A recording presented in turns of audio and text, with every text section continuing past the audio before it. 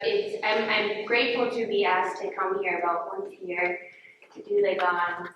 And I was actually on the schedule for August and then got sick and couldn't come. And now I'm in September, and it's beautiful timing because the astrology of September, right, where the sun's in Virgo, and Virgo rules kind of our day-to-day life, our habits, our rituals, like the way we live in the world, the way we kind of, engage with our everyday things. And also the theme of this month here, right, being in the flow. And what the Gong is helps you to be in the moment, right, the flow of the moment, and to be embodied. And it's really a tool for meditation. And Virgo season is a time to establish a routine that you want, right? To change your habit or to pick up a ritual or even like to expand one that already exists, because the universe is supporting you in creating routine and schedule, right? That meets your highest needs. And a lot of this is the flow of going into the sleep of winter, right? When we need to have these routines established so that we can stay healthy. So I think it's perfect that I'm now in September. Maybe I should always come in September. So my name's Michele. I wear many hats. So I struggle with my introduction.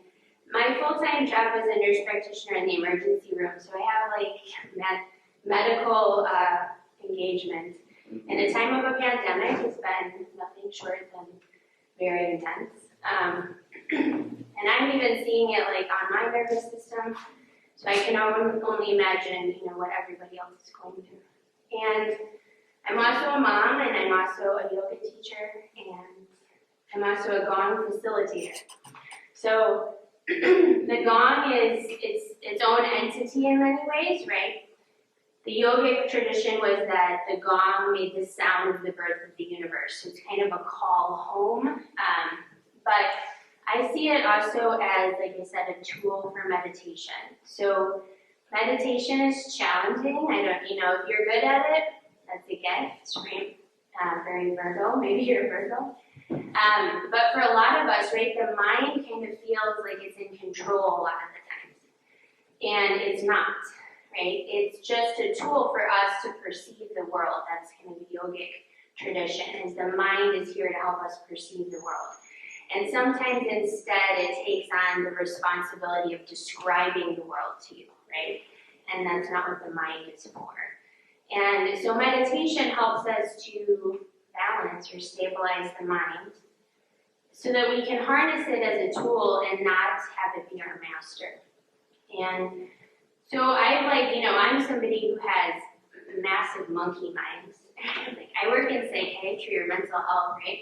And we always joke in that field, like it takes one to know one. Like we all are like walking the edge of having lost it, right? And that's why we hang out there, because we're like kind of these crossover people, like we can help you get to the other stuff.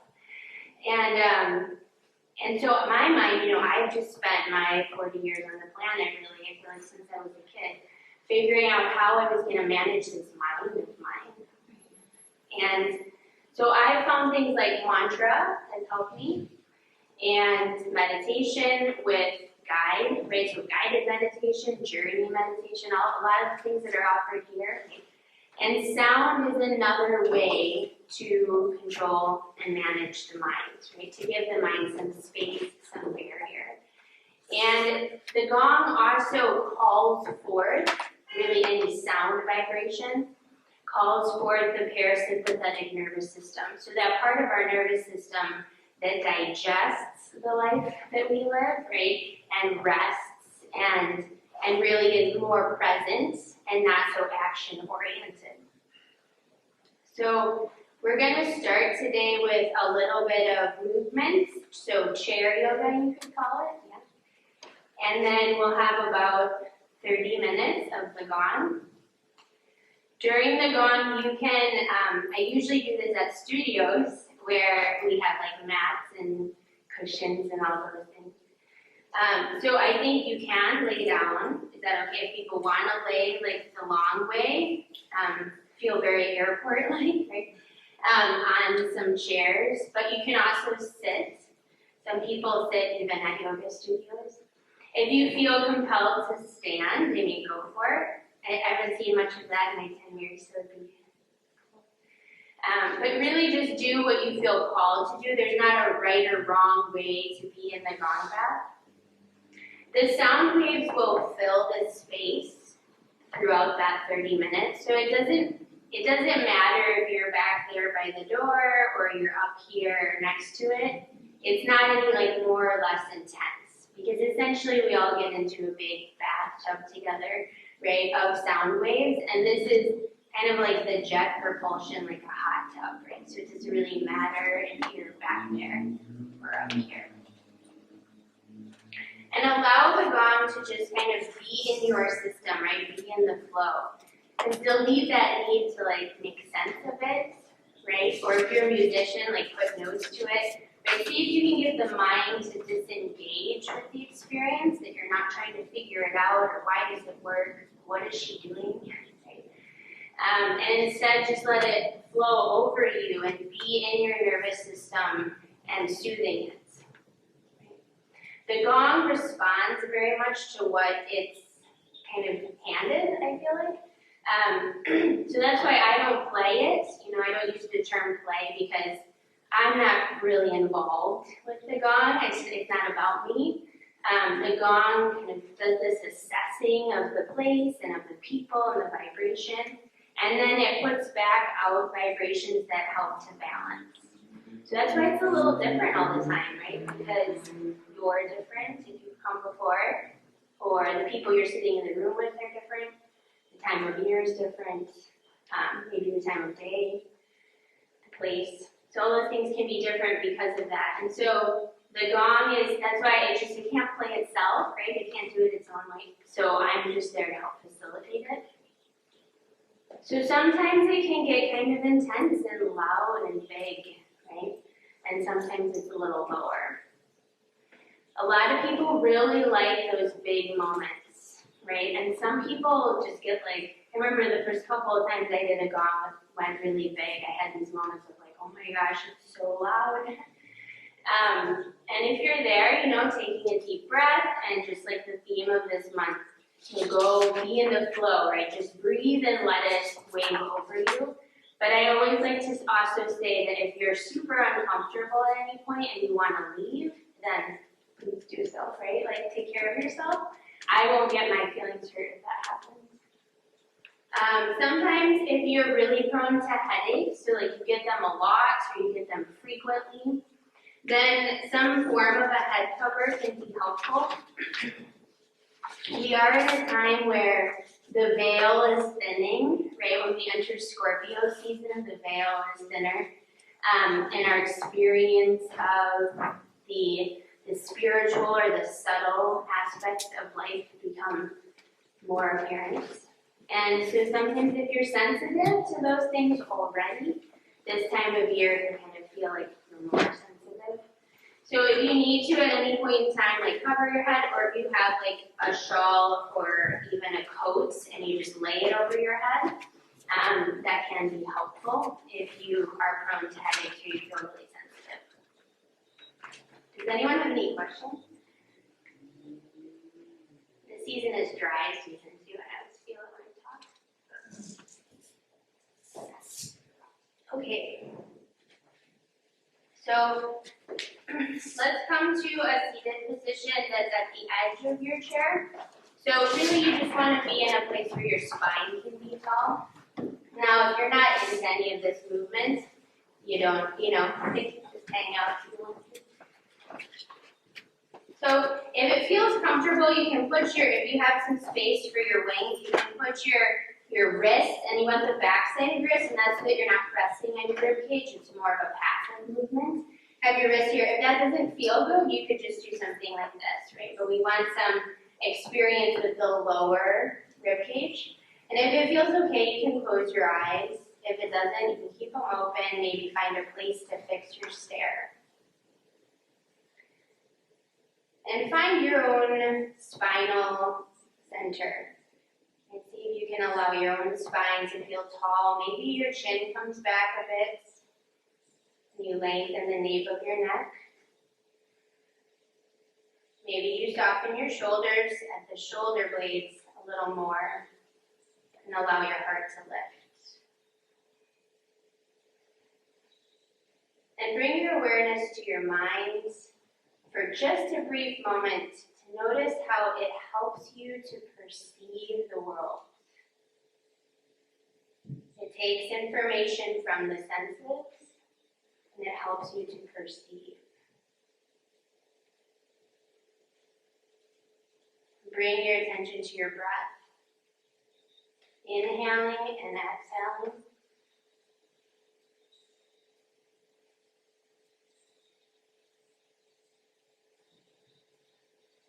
Your inhale starts at the top of your chest and fills all the way down to your wrists, maybe beyond.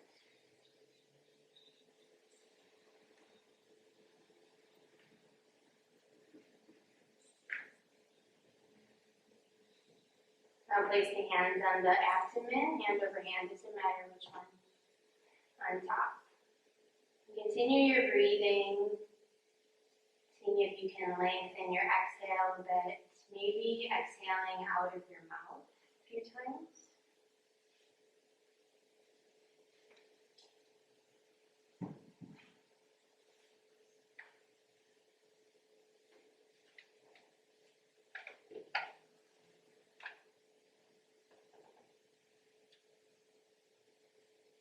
Let your breath be what harnesses your attention. Let your breath be what your mind is interested in.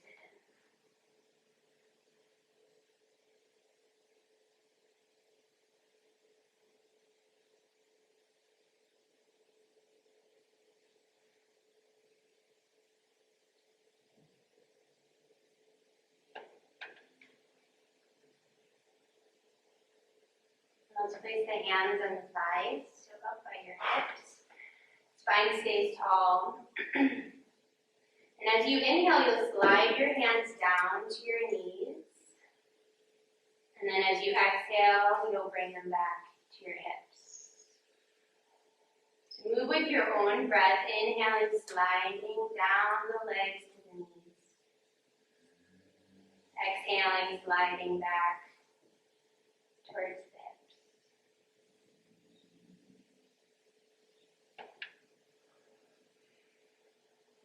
Allowing your fingertips to sense more rhythm with your breath. Bringing more presence into your breath.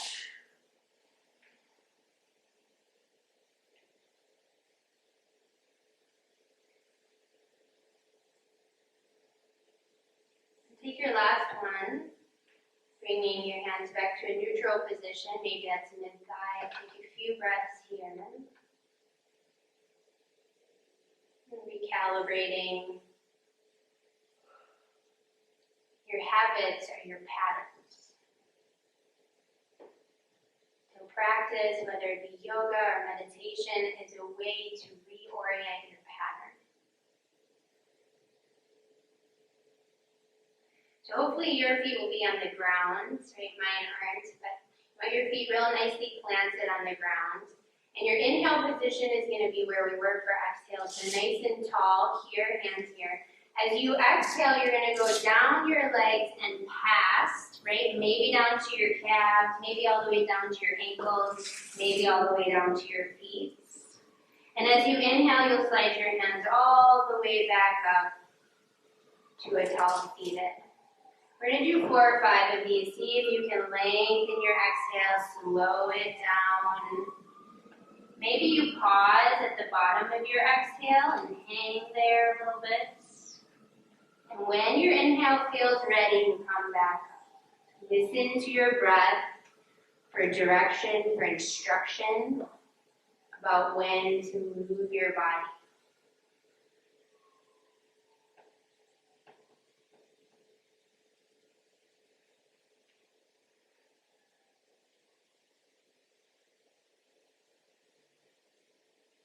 invite your movements to be embodied breath.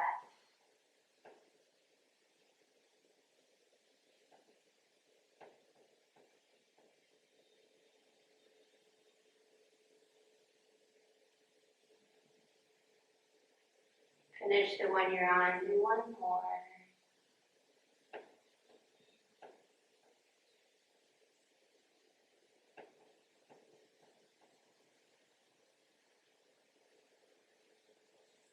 Finishing in a neutral position, a few breaths.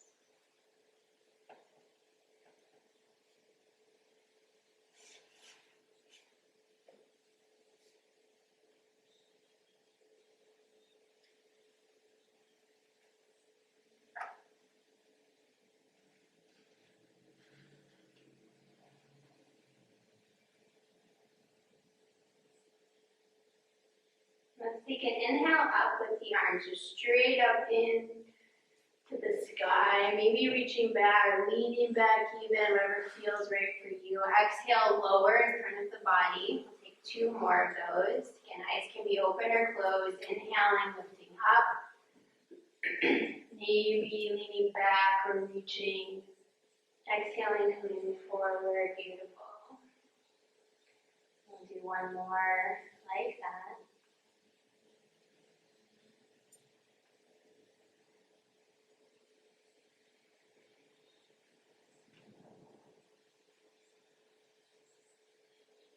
Coming again to a neutral position.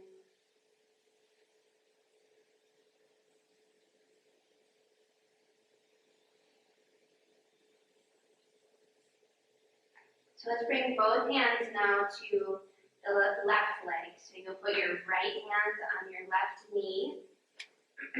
Left hand will be on the hip. And we'll inhale here, the center turns towards the left. And as you exhale, you'll bring your right hand to meet your left and maybe twist a little more. It might be a really small movement for you. And as you inhale, you'll come back up the leg to a more neutral position. So we'll just do 3 or 4 of these. Exhale, bring the hands together, twist a bit deeper. Inhale, right hand comes towards the knee.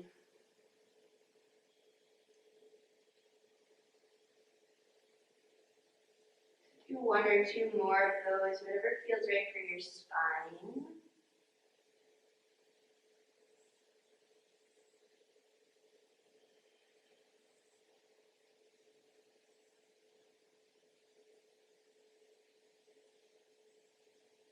And then you inhale out, bringing one hand to each leg. And then we'll switch to the other side. So now your right hand will go to your right thigh, left hand will go to left. Sorry, right. So we'll inhale straight here. And as you exhale, bring your left hand to meet your right, twisting a little deeper into the right twist. Inhaling, hand comes out to the knee. Exhaling into the twist. Total of 3 or 4.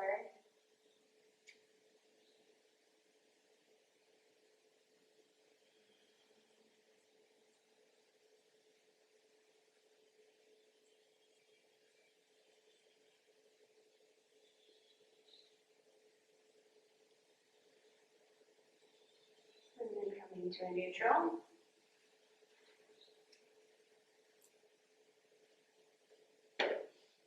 And we'll all inhale up together, reaching for the sky through your V's, bending backwards a little bit if it feels good. Exhaling, hands down. Inhaling, reaching up.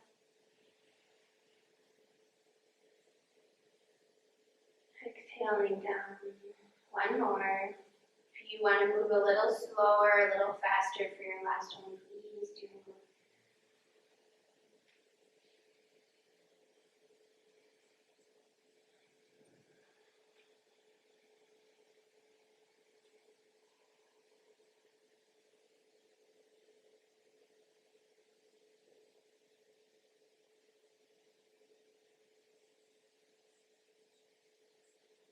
Before we move into the Gong, we're just Do a little meditation to help to seal your light shield, especially, like I said, as the veil becomes thinner in this time of year.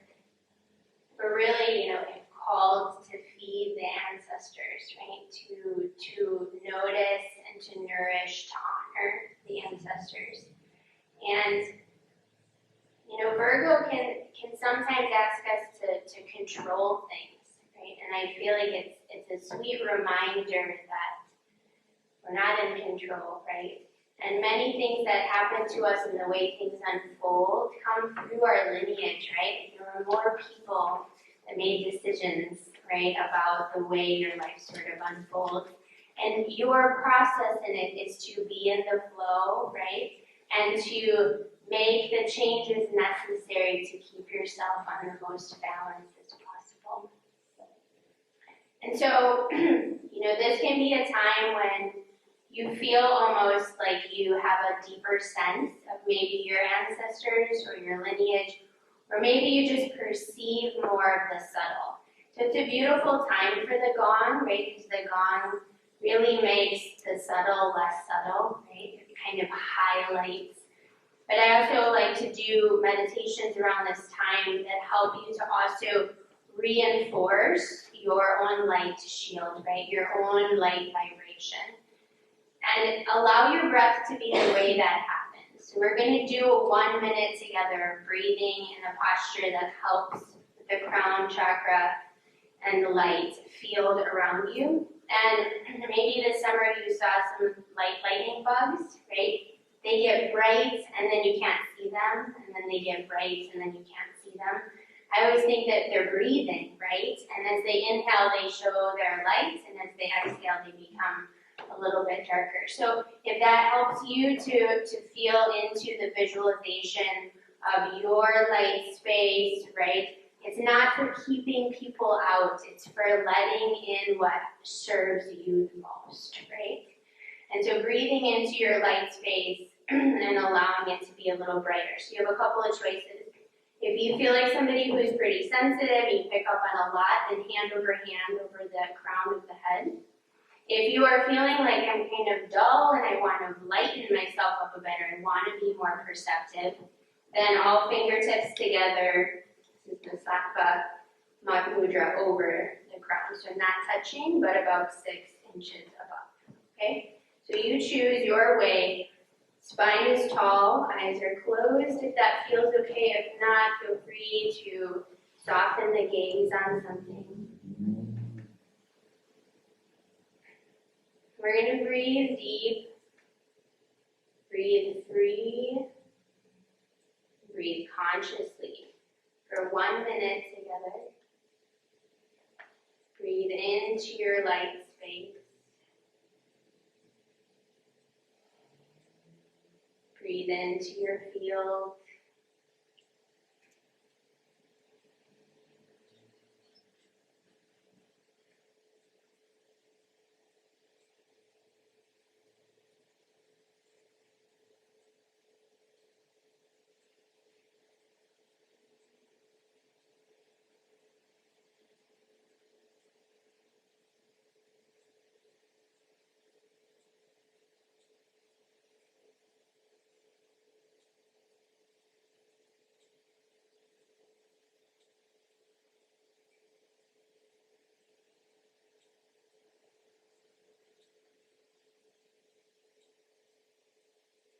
For this last little bit, breathe with even more consciousness.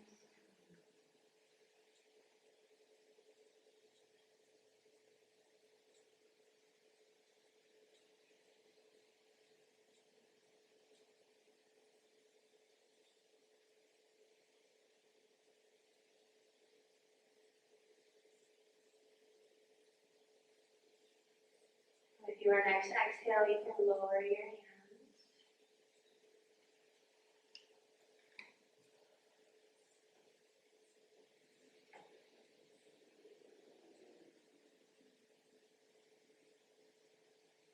The Gong responds to what it is offered. So if you feel compelled to make an intention or an ask of your Gong meditation, you can that silently and put it into some words, what you'd like to get out of it, or what you're hoping for. If not, okay. I think we can lower the light a little bit. I'll just unmute you and or lower you.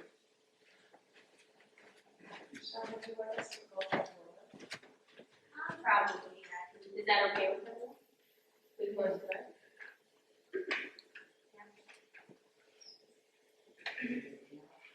I don't think anyone will fall asleep because they're sitting up, but if you're a snorer, like you naturally start snoring and you quickly fall asleep, either try not to fall asleep or don't lay down.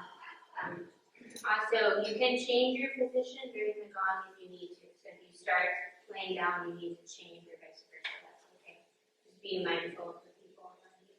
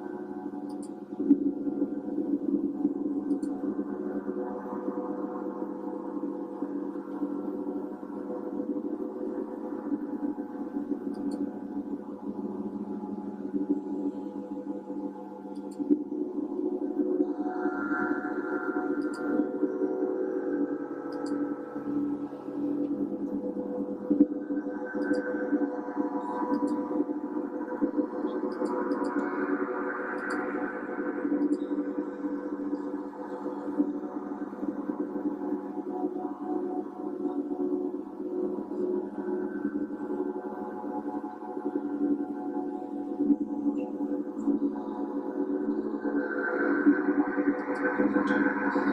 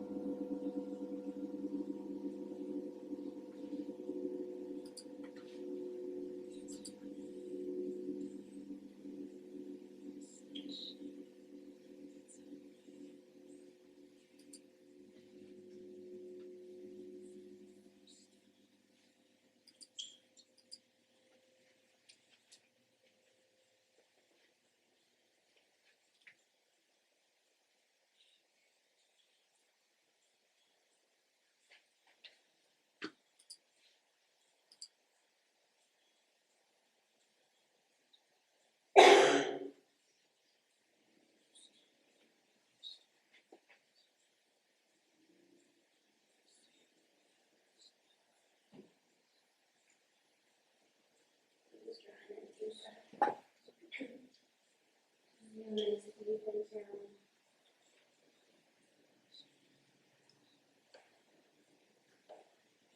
you may feel good to reach above head with your inhale. Exhaling arms back.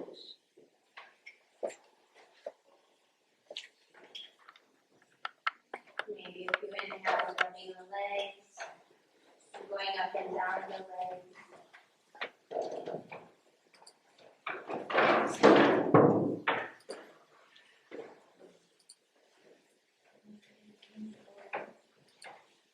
Wiggle your toes and your fingers, especially your toes on the ground. Really feel the feet on the ground. Notice all the parts of your feet that touch the ground.